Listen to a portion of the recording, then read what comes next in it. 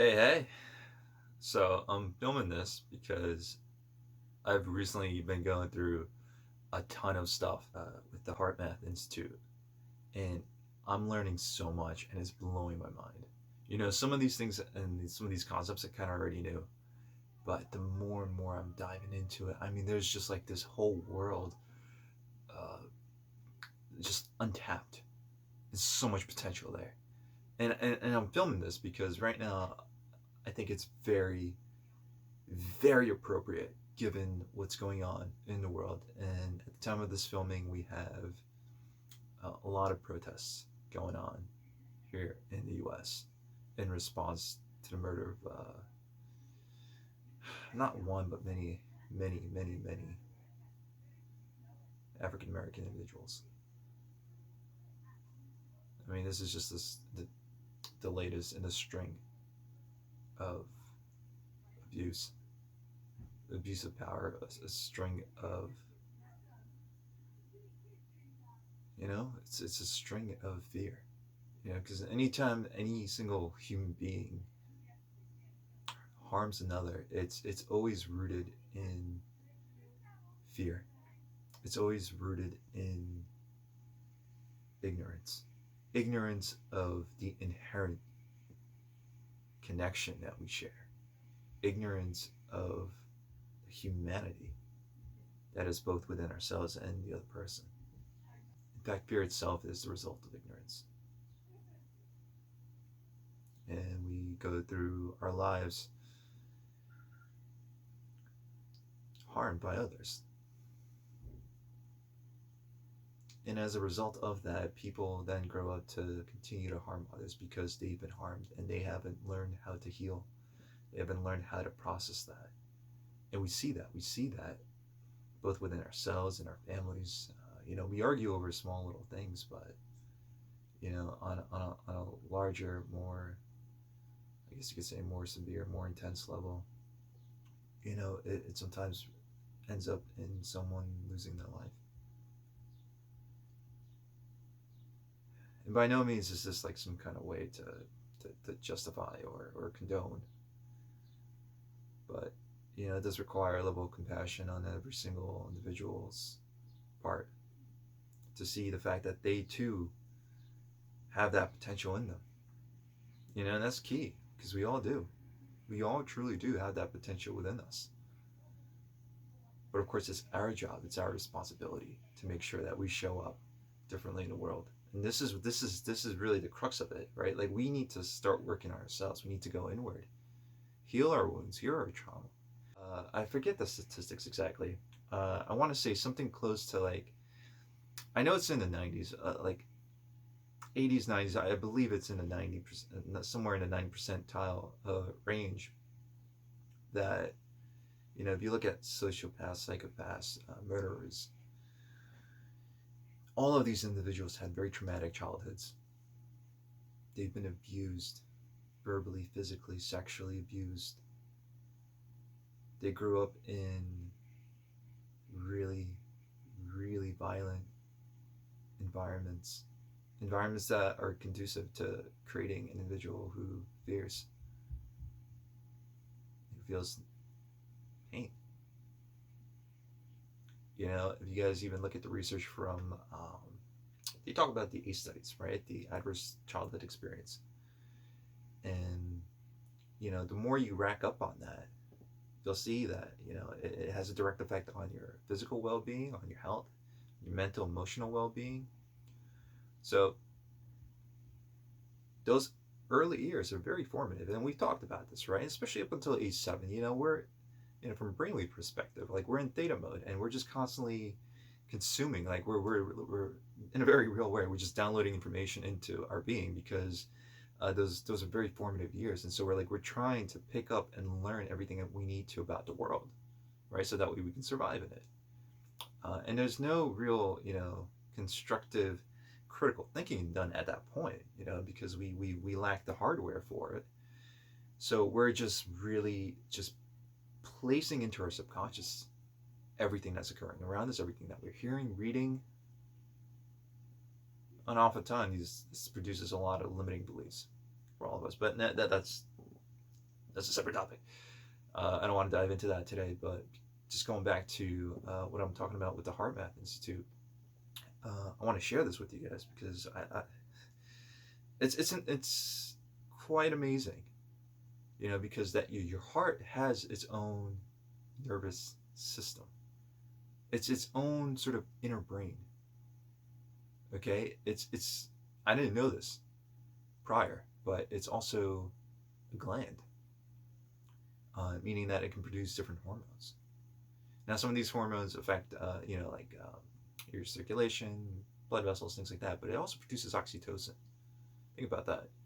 So oxytocin isn't just produced in the brain or other parts of the body, it's also produced by your heart. And of course, we know oxytocin is just this love, feel good chemical. Oxytocin, believe it or not, actually helps to calm the amygdala, the fear center of the brain, that emotional part of the brain that's fully formed before we're even born. And guess what? It can also, when it makes its way to your prefrontal cortex, actually calm anxiety, your heart. And there's more information traveling from the heart to the brain than the other way around. Now get this, your heart has 60 times more voltage than the brain does. When I measure brainwave activity using EEG machines, we're picking up on electrical impulses, electrical stimulation from the brain. That's what EEGs do. They pick up on electrical activity in the brain, off the scalp. Guess what? Your heart has its own. Your whole body is bioelectric. That's again an insanely awesome topic, but I'm not going to dive into it. But your heart also, again, when we measure the electrical activity, the electrical output is 60 times more powerful than the brain. Now get this, it's 100 times more powerful when we're talking about the magnetic field. Your heart, 100 times more powerful than the brain. Think about that. Now, all your body's, your body has a bunch of different systems, right? And if you can actually create coherence in one system, it kind of entrains the other ones and brings the other systems into balance. So I want you to think about this, and this is where like the research is just like blowing my mind. When you can train your heart into coherence, it will entrain the brain as well, make it more coherent, okay, more balanced, more stable.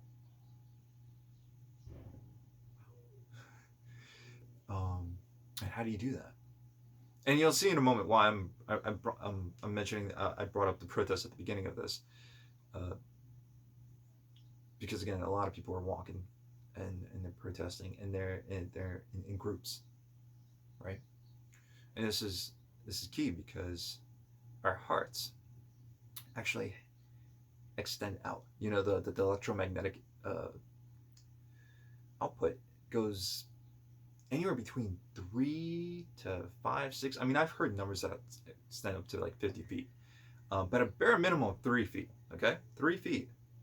So if you're standing next to someone, you're also entraining your own coherence to theirs. Now, if someone is incoherent, and now what creates coherence and incoherence? Well, here's where it just gets even better. Emotions, okay? Emotions are so powerful because if you can put yourself into a state of love and gratitude, compassion, it creates coherence inside the heart. Heart coherence is directly related to brain coherence, so your brain starts to actually function and operate even better. Think about that. Training your heart into coherence entrains the brain as well. Like, my God.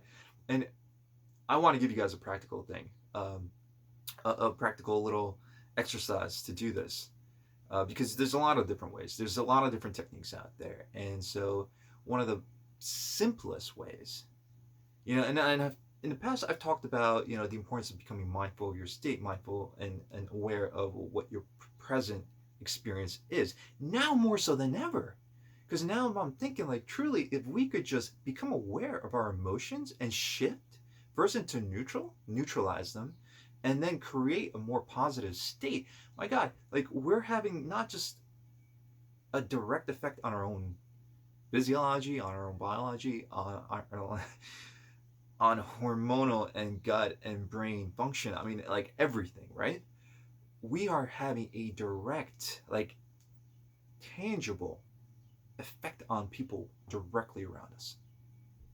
Okay? Not just like in terms of our communication with one another, but an actual effect on one another. So think about this. Like if you could just get yourself into coherence. So how do we do that? Pause. Notice your state. Become aware. This is why mindfulness, this is why I preach mindfulness. This is why I sit and breathe and meditate every day, because it gets me so tapped into my internal state. Okay? Put a pause on things. Become aware. Start to learn to neutralize that. Bring yourself into a state of neutralization, and then start cultivating, start thinking. Start with breath work, and just simply breathe in for a count of 5 and breathe out for a count of 5. Okay? That in and of itself can actually start to create more coherent patterns. So if you see a very incoherent heart, okay, and they've measured this, someone's in a state of anxiety, stress, and things like that, it's very jagged, it's all over the place, far from coherent. If someone's in a stable place of love, of gratitude, of compassion, of acceptance, you see these really nice, smooth, sine-like waves. That's your heart's rhythm, right? And you can create that by creating an emotional shift inside yourselves. Okay? So, you're going to breathe 5 seconds in, 5 seconds out, because that alone can do it. And then you're going to start to think about a situation, a person, something or someone that you love, care for deeply. Create that state inside and hold on to it. Like try to stay in that for a little bit. It will naturally bring your heart rhythm into coherence, and that will actually start to stabilize other systems, and that actually starts to affect the people around you. So if you go out and you surround yourself with people like-minded, if you were to all collectively do this before proceeding with any kind of action, you all sync up, you entrain yourselves, you entrain your hearts, your brains, your minds, you move forward collectively in a very positive way. Now, if conversely, of course, if everyone's upset, angry, and they're all rallying together to protest and to attack and to express their frustration, even if it's righteous, right? What's the result of that? Well, we all feed off of that. It builds up, right? And this is why I say it starts with you. It's always going to simply start with you. And this is a very real, immediate, direct, tangible way that you can honestly start to change yourself and the situation around you. And that's empowering. That's how you change the world. Start with yourself.